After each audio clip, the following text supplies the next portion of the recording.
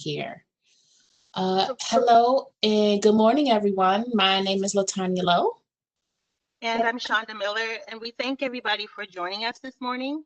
We hope you'll find some valuable information while here. And we'd also like to give a big thanks to the folks at the Maryland Procurement Technical Assistance Center for inviting us to join them today. I'll go ahead and pitch it to LaTanya Lowe to kick off our presentation. Thank you, Chanda. As mentioned by Yasmin, we are your hosts for the webinar today, and it's entitled Doing Business with Maryland's Department of Human Services. Please note that at the conclusion of our presentation, we will provide an opportunity for you to ask questions, as Yasmin had previously mentioned. Be sure to put it in your chat and we will answer as many questions as we possibly can. We do have a special guest who will be joining us to help answer our questions a little later on, so stay tuned. And one last note, note that we are going to, this is how it's going to work for us. I will be going through the first part of the presentation, and my partner Chanda will take the second part. Now let's dive into it. We'll start by taking everyone through some tips of the trade, and then we'll go from there.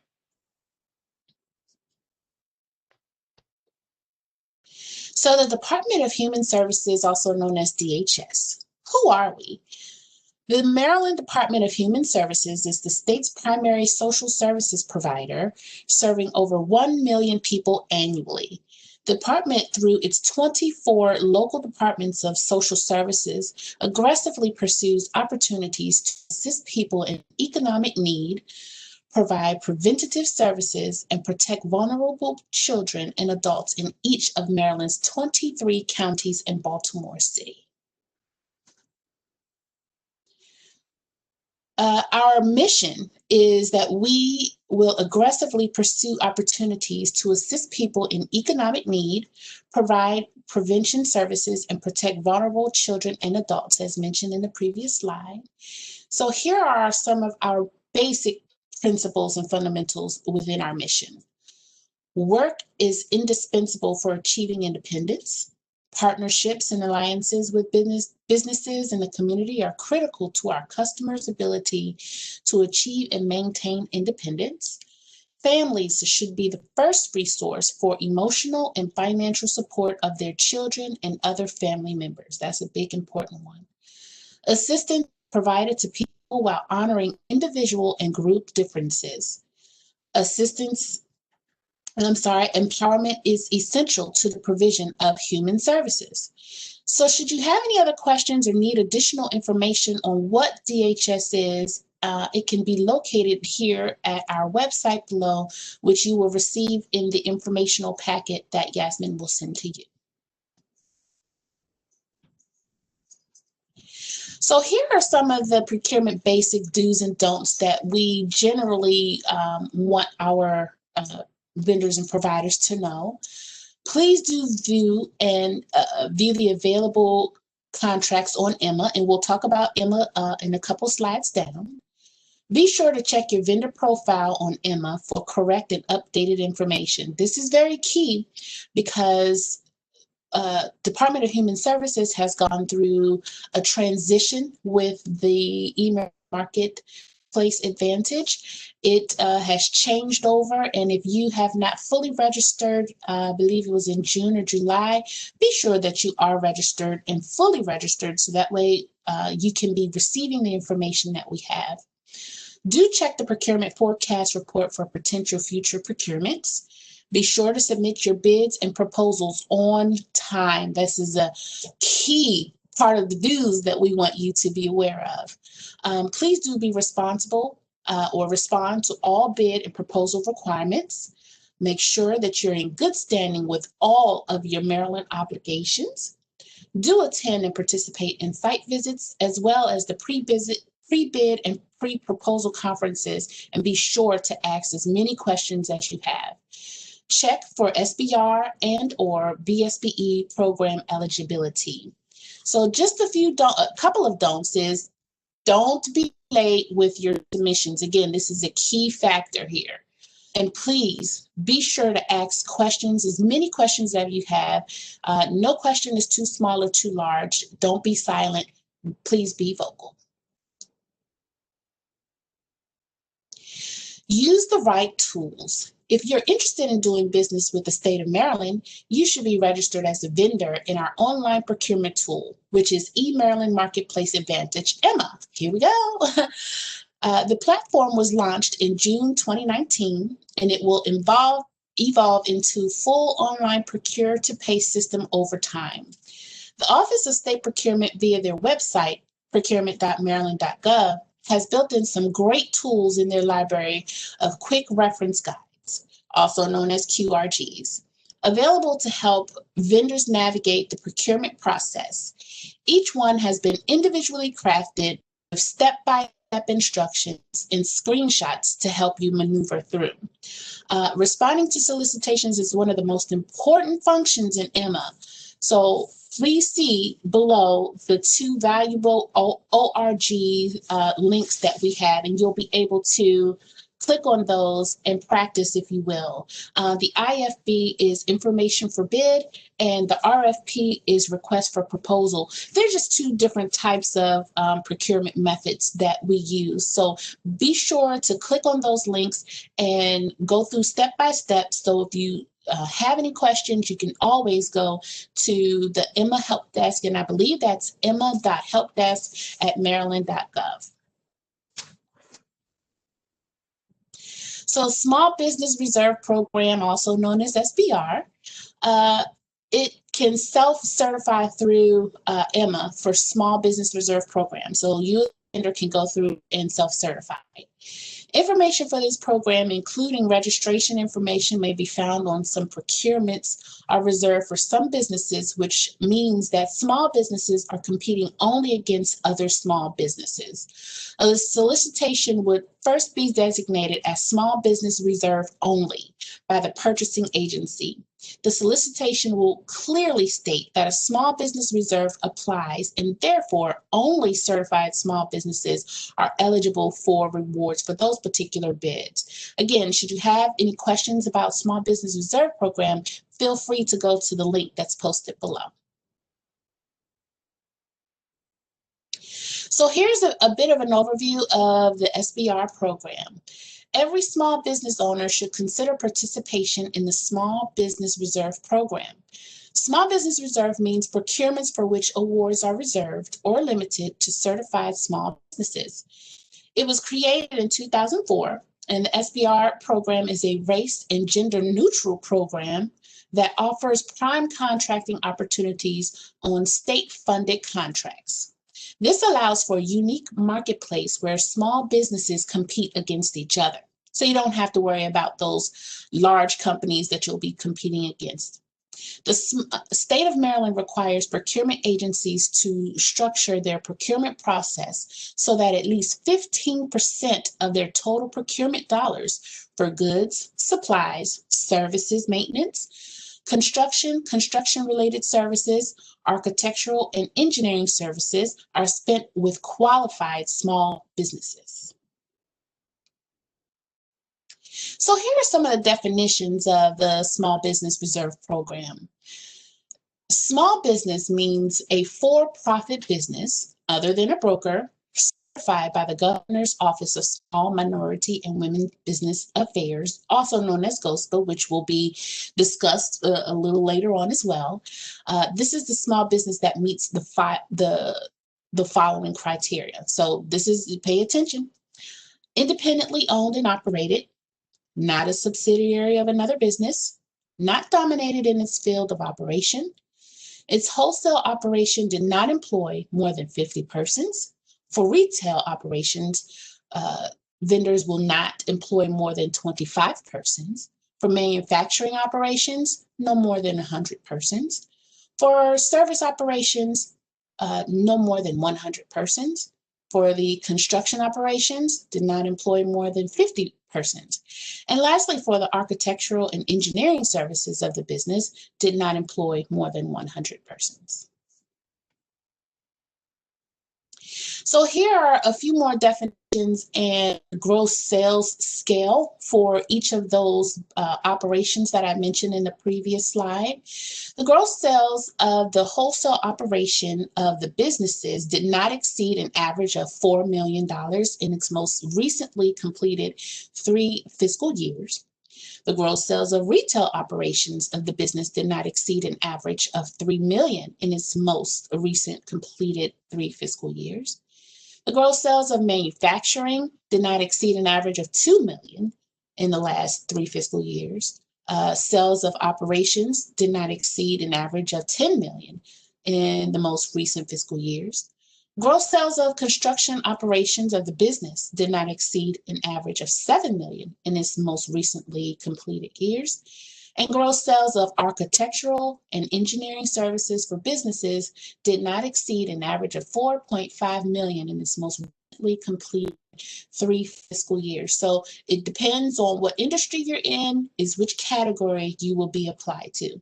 Also note that there are BPW Advisory 2005-1. Here we are at the second part of the presentation where I will be handing this over to my colleague, Chanda. Thank you, LaTanya. I'm going to go ahead and get started by talking a little bit about the veteran-owned small business enterprises, otherwise known as VSBEs. VSBEs must be verified by the Center for Veterans Enterprise of the United States Department of Veterans Affairs in order to be eligible to be considered for VSBE subcontracting opportunities on state of Maryland contracts. VSBEs can obtain more information and apply for verification through the Office of Small and Disadvantaged Business Utilization. So there are really 3 components to the process to becoming ultimately certified as a veteran-owned small business enterprise, and verification is the first step. The veteran verification process includes, but might not be limited to, completion and submission of DD Form 214, or Certificate of Release or Discharge from Active Duty.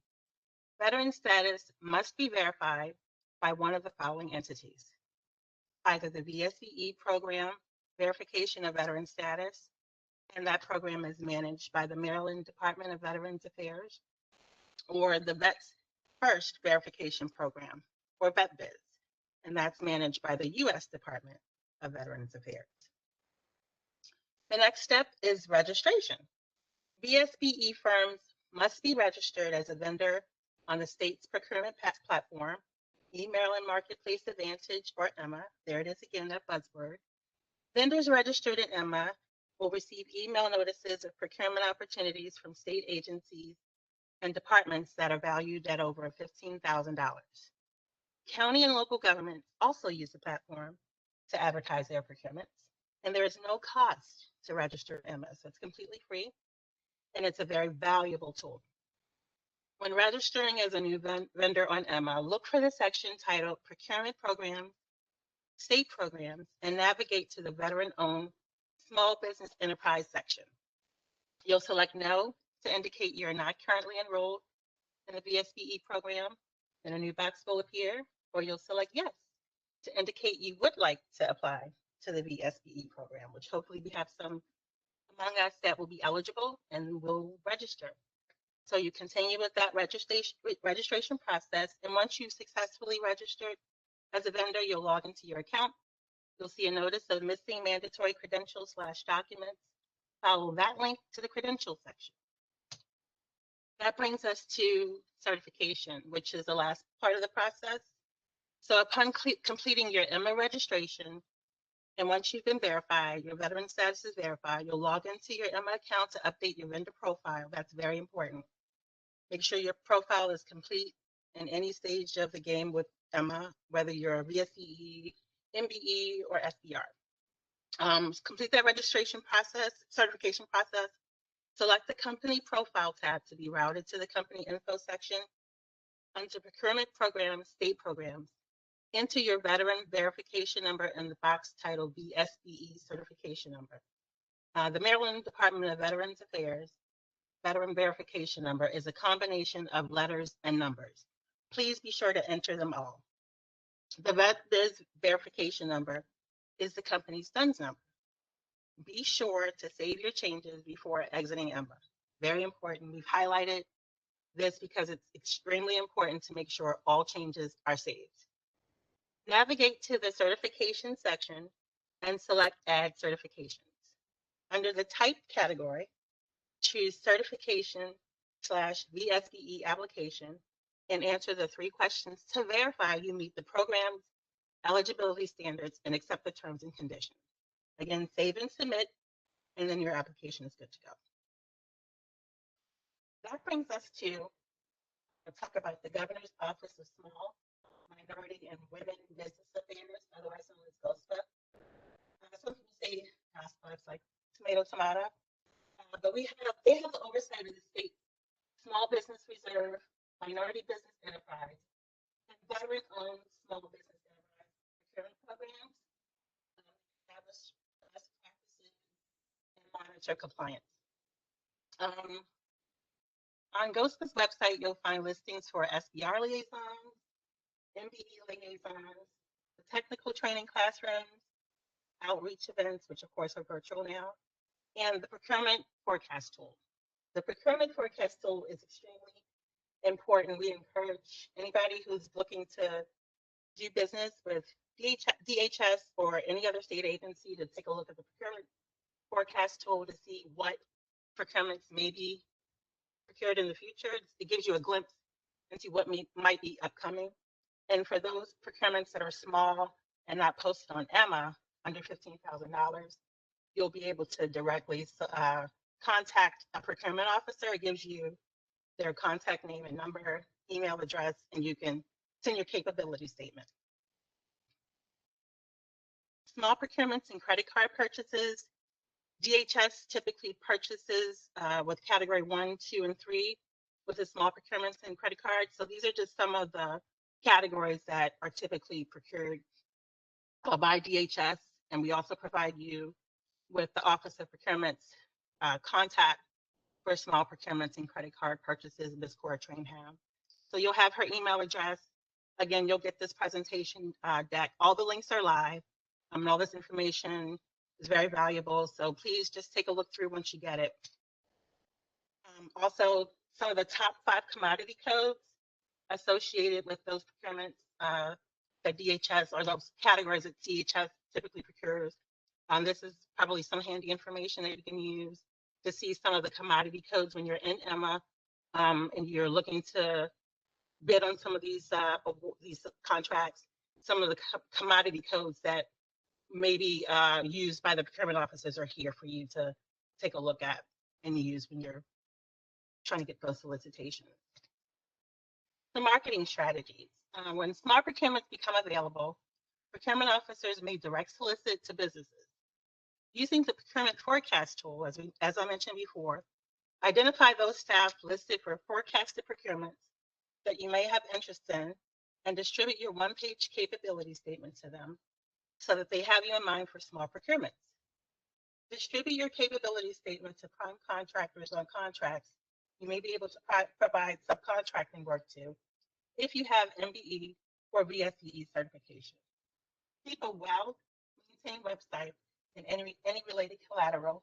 Utilize social media, and especially now more than ever, become internet and virtual product savvy.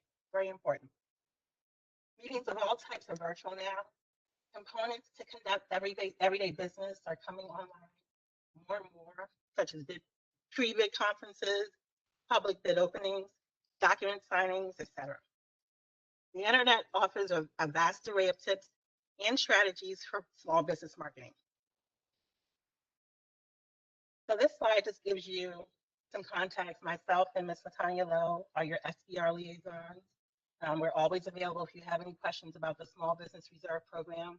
You'll have our phone number and email in the presentation when you receive it. And then also below the Minority Business Enterprise contact Ms. Jessica Horton. So this brings us to our question and answer portion of the presentation. And we have the great pleasure of having Ms. Sandra Johnson, the Director of the Office of Procurement of DHS, and Ms. Jacqueline Jordan, Deputy Director, Office of Procurement with VHS, joining us to help us answer some of your questions. Thank you.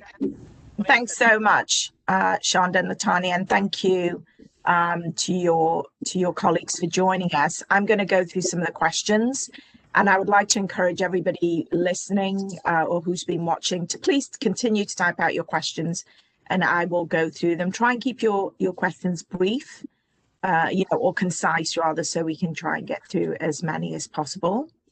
Okay, first question is from Rosa, who asks, could you explain a little bit about uploading your capability statement on Emma?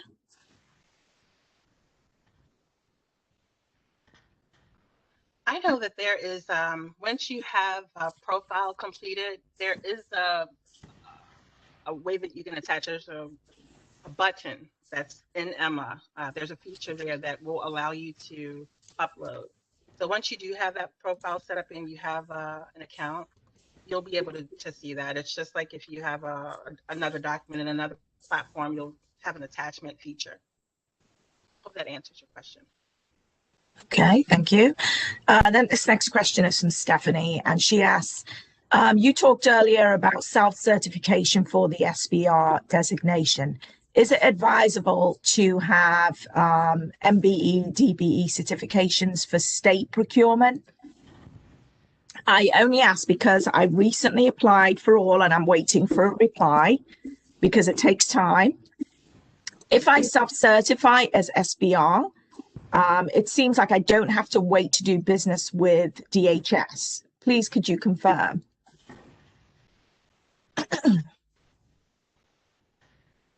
Well, in terms of the SBR program and the self-certification, once you complete that process, GOSBA gives you that verification that you have been accepted to the program, you've met all the eligibility standards. And then at that point, you can, once those solicitations that you find are designated SBR and you want to click on or participate in that, then you're more than welcome once you are. I mean, even if you are awarded, you have a time period. Once you get the contract, you have to so much time before you have to be certified. So it's advisable to do that prior to. And then in terms of the MBE and DBE, we don't administer those programs, but we just encourage everybody to just sign up for as many of the programs that you would be eligible for. Just to maximize your opportunities. Thank you. The next question is from Grace. She says, can two companies with different EINs but owned and operated by the same person qualify for SBR? As long as the eligibility standards are met, that's fine. I mean, again, GOSBA is the officiating arm of the state, and they will have the say-so in terms of whether or not that's acceptable. But I mean, it's certainly you could just certainly try. But I would, if you have any questions specifically, you can reach out to. Sorry, could you repeat that? You broke up a little bit. I apologize. I apologize. I was saying that you could probably reach out directly to the Governor's Office of Small, Minority, and Women's Business Affairs, just so that you can get that confirmation specifically, and I can provide that information. Okay, great. Next question is from Valerie. She says that her company is has newly come out since COVID. They focus on contact tracing. They're trying to move quickly into federal, state, and local and health departments. She's Black, female-owned. It's a Black, female-owned business, but not yet certified. How do we get visibility to be considered for contracts? Should we go as a sub? And also, she says, what codes are to be used for COVID-related services like theirs? I'm not quite sure I have that answer.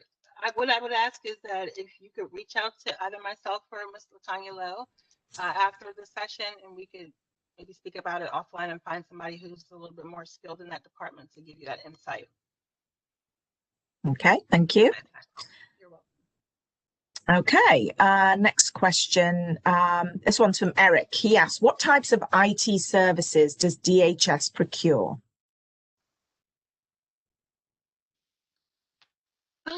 I would say for that info, if you take a look at the procurement forecast that we mentioned, once you get this presentation deck, that will give you, you can drill down into categories such as IT, and you can see exactly what DHS procures. Okay, and a similar question, this one's from Stephanie. Does DHS have procurement needs for the medical supplies? I don't see that listed as a commodity.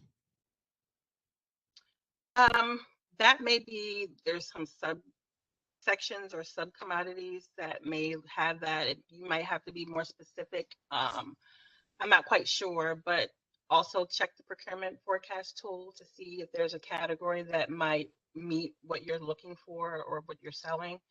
And then there's probably a semantics thing when it comes to EMA and the commodities code. So I'm not quite sure. But again, if you want to reach out to either myself or LaTanya Lowe afterwards via email or phone call, we can certainly try to help drill down for you. Okay, thank you. This one's from Bernard. He says, are there opportunities to market to DHS and to obtain a contract without bidding? I'm sorry, could you repeat that question? Are there opportunities to market to DHS and to obtain a contract without bidding? I don't believe there's I think you still have to bid. I'm not quite sure. Maybe we can have Jackie or Sandy able to unmute themselves. Still on